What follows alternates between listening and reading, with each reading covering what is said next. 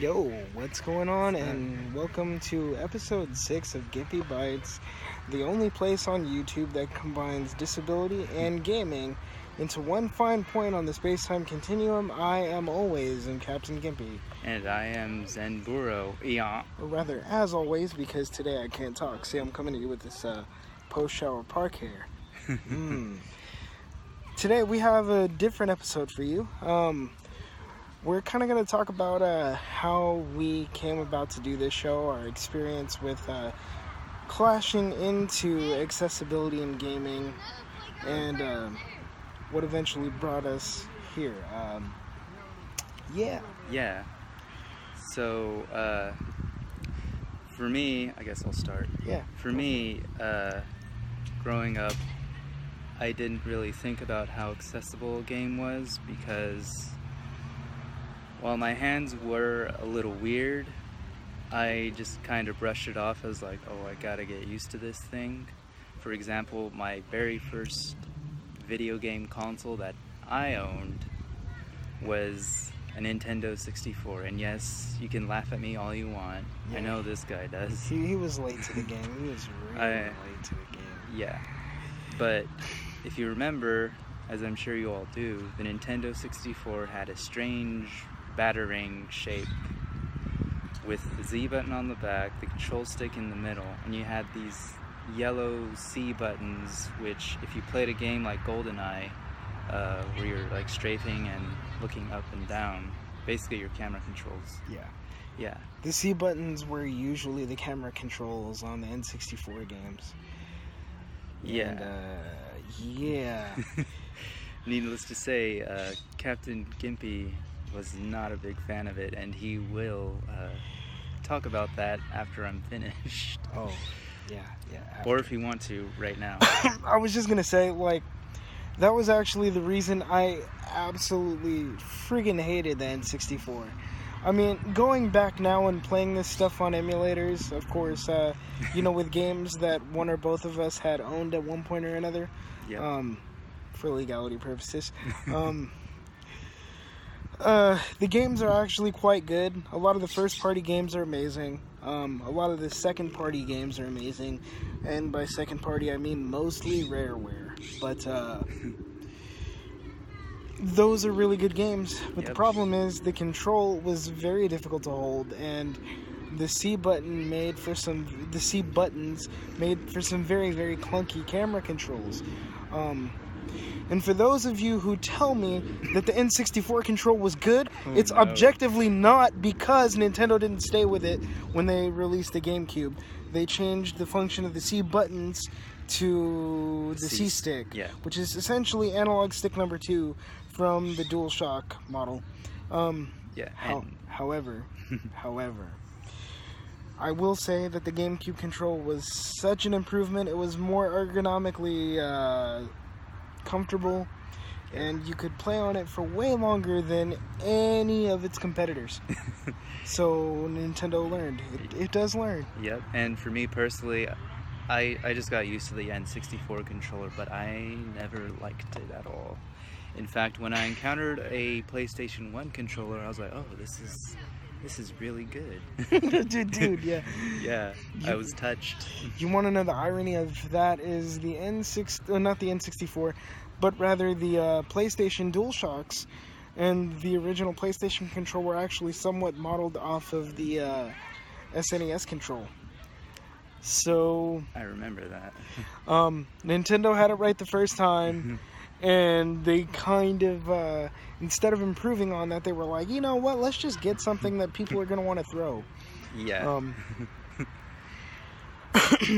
The Z buttons eventually, the Z trigger actually evolved into a shoulder button. Which was a lot better. Although, they really could have stuck it on the back of the control, and that would have also been a pretty good addition either way. The Z trigger was actually the best feature of the stupid boomerang thing. Yeah, it was. Yeah. Also, another thing, I have some vision problems, like astigmatism in my left eye. And needless to say, this affects how I read text. both in books and in visual media like movies and video games. And one of the things that I was always curious about, and I wish more developers would start doing this, is offering different font sizes for the subtitles. Yeah. Because Yeah. it is, for example, a recent game actually, Rocksteady's Batman Arkham games. They're great games, don't get me wrong, and they have the amazing voice talents of Mark Hamill and Kevin Conroy and all that stuff. However, sometimes I just want to read the text and be like, oh yeah, but the text is really, really tiny for the subtitles, and I could just see it being irritating for other people who have vision problems as well, or who are deaf and they need to read the text in order to enjoy the story. The other thing that you have to think about when it comes to the issue of subtitles, the first time I ever noticed that was going to be a problem was when HD gaming became a thing with the Xbox 360. I can't call it what I normally do. With the 360 was Dead Rising. That game had such unbelievably small font, even on HD TVs, that you could not read the damn thing. And the whole story was told to you by reading, mostly. Yep. I mean, there were some voice dialogue portions, but all the gameplay dialogue came about via text bubbles like an RPG. And I couldn't read it even when I had an HD TV. So I knew that this was going to be a problem that plagued that generation of games, and for a long time it was. Another thing is, not everyone is capable of learning to read, but they can understand speech. Which actually brings us to our next Arkham Knight point. The donkey over here, in case you don't know that's what Burro means. He was talking about, he made a very good point on the way over here to the lovely park behind us, that there are segments in Arkham Knight and in the Arkham games in general where you can't really distinctly hear the dialogue because of some background noise, like if you're in a factory, the clanging of machinery and all that stuff. And you can make the argument that that's part of the ambiance, and in real life you wouldn't be able to hear somebody over the clanging of that anyway. But we're not talking about real life, we're talking about a video game that people are supposed to enjoy. This is one area that video games can take a cue from anime, because despite all the background noise, when they do ADR voiceover work for anime, they make sure that the dialogue tracks are very, very audible and clear, that people speak very clearly, which incidentally makes it very easy to learn Japanese from anime, which is why so many people do it. We're in Japanese class, so I thought I'd bring that up. But that's one way in which the whole experience could be improved. See, I would like to make it sound like I've been thinking about accessibility my whole life, but the truth is, like, I didn't know what that was for a long time. Like, I've been gaming since the age of 3 at the release of the original Nintendo Entertainment System, and then I had a Super NES when that came out. And what I can tell you is that I knew that some games I stayed away from because I wasn't good at them.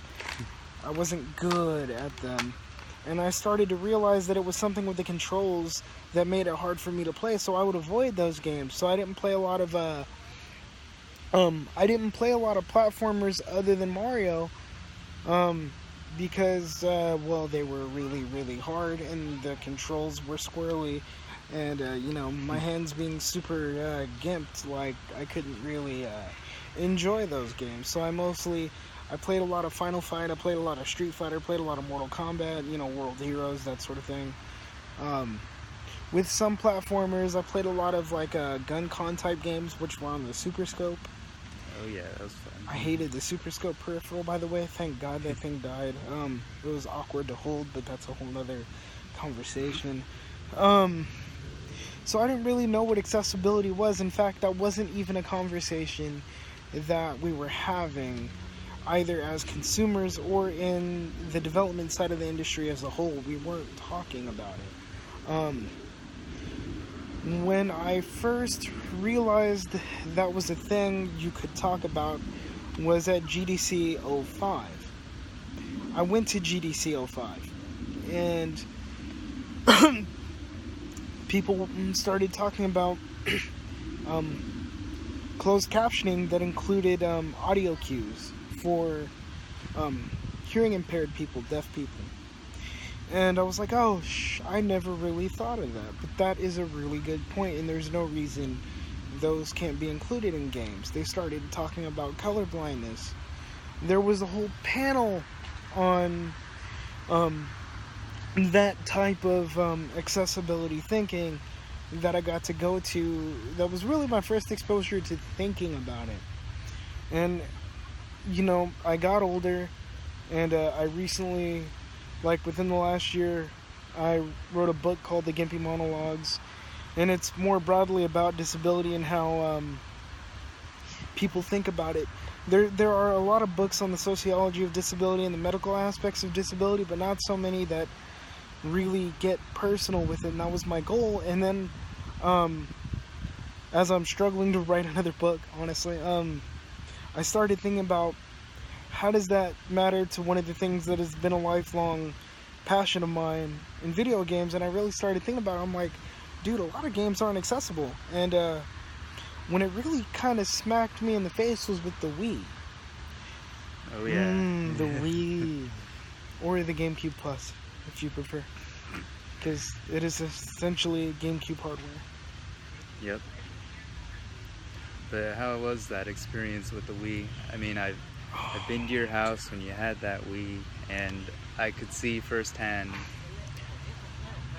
For example, intellectually, I understood it, but then seeing it firsthand, like, you know, the Wii is really, it's really not accessible to a lot of people. Here's the thing, the Wiimote by itself is, but if you force me to put the nunchuck in my left hand or anything in my left hand that I'm also not holding onto with my right, like, the games on it were the most unplayable games in my life. Like, there were so many games I genuinely wanted to play, and I literally could not because I couldn't hold the nunchuck still and manipulate the analog stick on it while pushing the buttons on it and pushing buttons on the Wiimote. Like, it's not a thing that I can do. And I told this dude, like, if this is the way games are going, I'm going to have to leave it behind and just stop gaming altogether. Luckily, the whole idea of motion control in that form ended up being little more than a gimmick. But these thoughts are re-emerging with the advent of virtual reality, which I think I kind of want to go into. I want to go into VR on its own, probably here.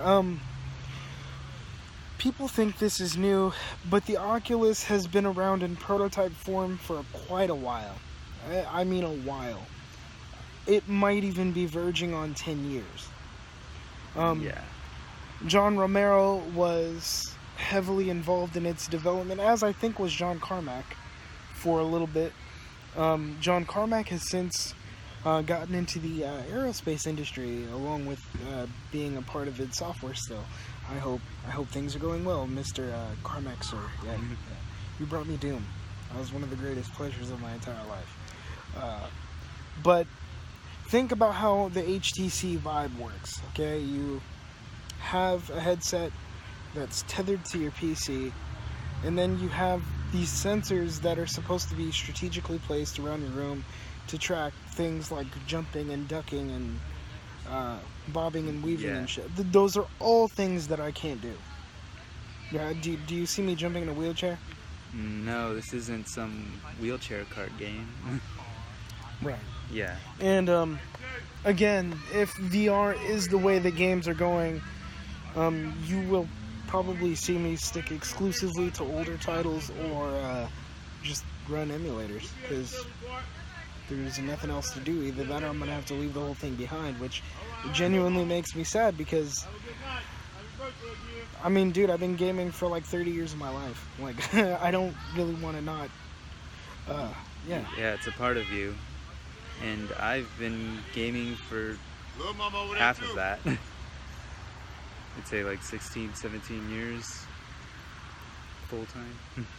Aren't you 27? That's it? Yeah, well, you got to consider, I did come to it relatively late. Yeah, he forgets that I was in different circumstances. I'm over here talking about like all these cool arcade games that I play, and he's like, what? And then I have to fire up name and like show them to you, and you're like, oh, these are cool. And I'm like, see, none of these ideas are new. Like, yeah, they're really old ideas. They've been put into new forms. It's funny because I gave my brother via emulators, which is why I'm kind of passionate about those things.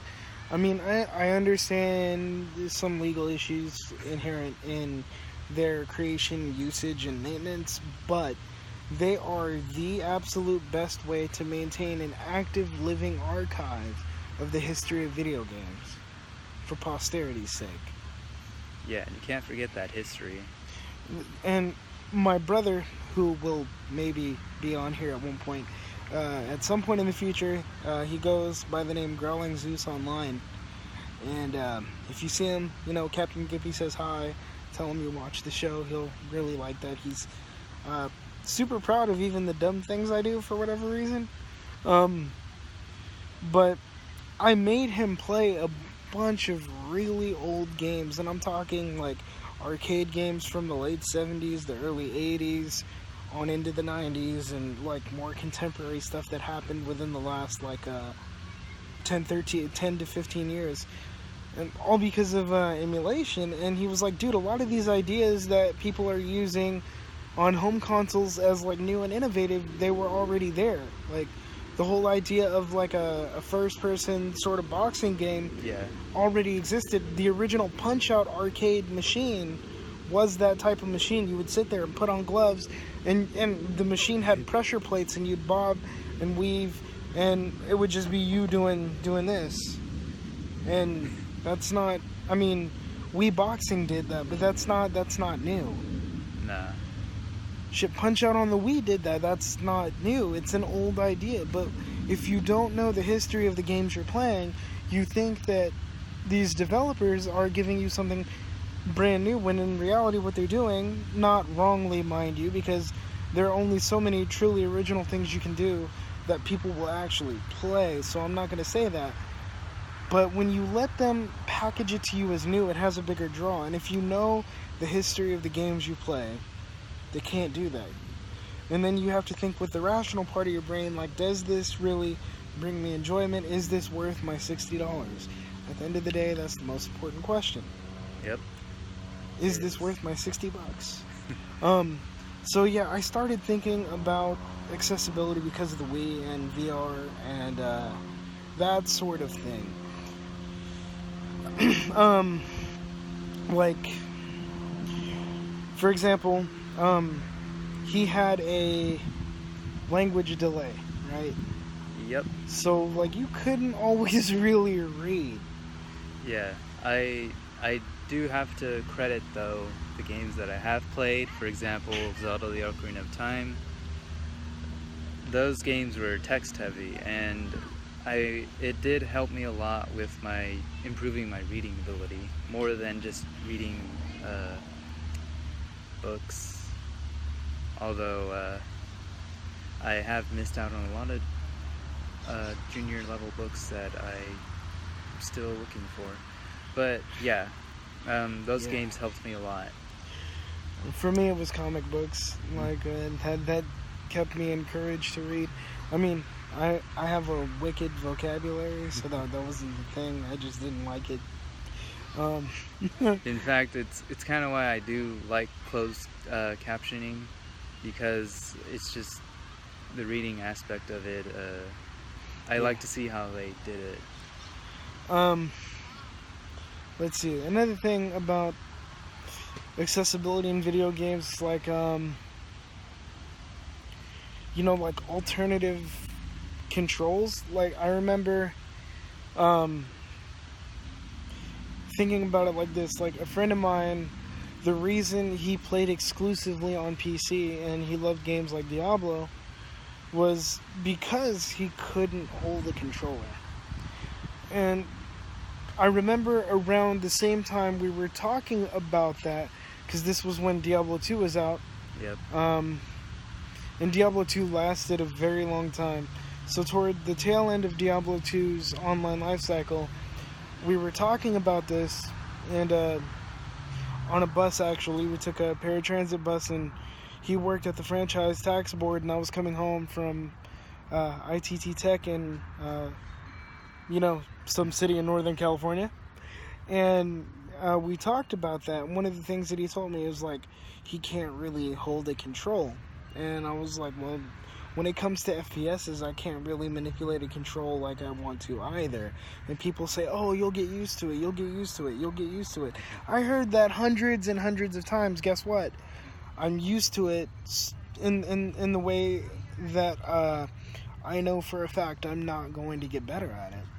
So I started Googling if it were possible to use a mouse and a keyboard to play Halo on the Xbox. It turns out there was, but it was drastically expensive. And I came across so many gamer forums that were basically like, oh, that's cheating, that's cheating, that's cheating. What one person calls cheating might be another person's only way to play the game. Because it's a lot easier for me to hold W and hit D and turn with the mouse than it is for me to sit there and fuck around with 2 analog sticks and do all that. Like, it's not the same thing. By the way, I don't know if you know this, but almost every modern console shooter, because of the imprecision of console controls, has some form of aim assist that you cannot turn off. Yeah. Now who's cheating? I'm not using aim assist on any FPS games that I play. But every one of you is. Yep. Another thing... PC Master Race. But I also play console games, so don't hate on me. You know, when it comes to, like, fighting games as well, when you're doing the training mode, I remember I was playing with my nephew at the time. He was only, like, 4 years old, but the game we were playing was Soul Calibur 2, and my nephew at the time didn't know how to read, so he was trying to look at the buttons, and they were really tiny to him, like kick button, punch button, and I was thinking in my head at the time, like, why don't they make him, like, brightly colored and bigger so that little kids can pick up on those visual cues, like, why don't and they make the connection on their controller. Right, like, why don't they actually put pictures of the buttons? Some games do. Yeah, some games do. I'm not knocking that all games do that, but this particular game didn't do that. What game was that? Soul Calibur 2. Oh yeah, my bad, you said that. Yeah.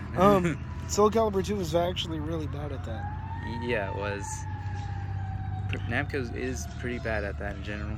Yeah, because Tekken 2 suffered from that also. Yeah. So, how did we come across making this? What you have to understand is that I've been trying to come up with a way to talk about this stuff for a lot of years. Like, a few years ago, I had an idea to start a website that does accessibility reviews, because at the time, one didn't exist. Now it does. Yep. I forgot what it's called, but Able Gamers, that I talk about quite frequently here, they do that, and that's cool. I wish there were more reviews. If you guys would like me to write for you, that would be awesome. I'd love to look at your criteria. Seriously, please friggin' email me. In fact, I had the CEO of Able Gamers retweet one of these videos because he watched it. I was like, dude, that's kind of where I want to be. But I've been trying to do this for years, and there was really no good way to do it. Like, and I feel like now is the perfect time. Yeah. I tried a website. I couldn't get enough people who wanted to write for it. I got a lot of, why the hell would you want to do that? Like, it's not that important. It's not that important. That's what I got a lot of. And then all of a sudden, like, Polygon starts talking about disability, mind you, by non-disabled writers. And Yeah. all of a sudden now it's a thing, and I'm like, okay, I think now's a good time for me to do some things. Gimpy Bytes will maybe turn into its own website at some point in the future. I really don't know. But it was a harebrained idea that I had. And I finally decided to do something about it. It's always been something that's affected me, obviously. Yeah. But it wasn't always something I thought I could do anything about. Yeah. So yeah, and if you didn't catch that, that's a hint for next episode. Yeah. Next week. That's kind of why we're doing this, because we want you to know why we're doing this. Like, Yeah. whether he realizes it or not, he's pretty gimpy. Like, I've watched him play video games, and he does like things like, I am. like this, and he's And I over tend here doing this, and I'm like, and I tend to be very excitable when I play a game, which causes me to lose control frequently. yeah. So Which is all good because we're both having fun. And as I'm thinking back through my childhood, I realized that it's something that has affected me as well, and not just myself, but people around me too. Like I mentioned, my nephew when he was growing up and all that. Games need to become more accessible to all ages and people of different physical and cognitive ability. Yeah, because I think everyone needs to experience that fun. I mean, another thing, right? To me, I know there are going to be a lot of people who don't really play games who might watch this. Well, maybe, because, people who don't play games don't watch videos like this. But Yeah. if you do, you have to understand something. Gaming isn't necessarily antisocial. For some people, I mean, we did, our inaugural episode was about how Pokemon Go was enabling a child on the autism spectrum to get out there and socialize. Yep. And he otherwise would be just kind of looked at as weird, but since, they're all about the Pokemon, like, he was able to make some friends. Gaming can sometimes be one of the few ways that some people have to form a social circle. That's one of the huge draws of MMORPGs, is people who are a little less than social have an easier time forming relationships. Now, sometimes that can get a little skewed and cause other issues, but Yeah. you shouldn't blame the media for that, or the medium. You shouldn't blame the form of that on those problems. There are other things going on in people's lives that contribute to it becoming a problem rather than a boon. You have to look really closely at that. Yeah. For me, for example, for up until about age 12, believe it or not, I really wasn't allowed to go outside. I wasn't really allowed to sleep over at people's houses. I had friends, but like, I only really had them at school. Nobody came over my house for dinner. I didn't go over other people's houses for dinner. And so I missed out on a lot of that social bonding early on. I mean, there were a couple people that I was allowed to kick it with outside of school, but that was mostly because they were also, in wheelchairs and stuff, and, that's a whole nother thing. But when I finally had the opportunity to go outside and make other friends, it was video games that got us talking. It was video games that got us interested in getting to know each other. So it's not all about, nerds who whack off and live in their mother's basements and all this other stereotypical nonsense that gets thrown around. Gaming is actually potentially a force for good. I know a lot of people who got into programming because of video games. I know I went to school with people who got into 3D animation because of games. I have a friend who is now working as a concept artist for EA BioWare because she loves video games and she plays games on YouTube. I'll put a link to her channel in the description just because I think she's badass. But yeah. Yeah. So yeah, that's how we came to here. What we have coming up for next week is really cool. We talked about Mr. Ian Hamilton and his resources for developers to ensure that their games are accessible or as accessible as possible. We're going to take a look at some of those guidelines and share our thoughts with you on them, and that will be next week's episode. So we hope to see you next time, and catch you on the flip side. Y'all.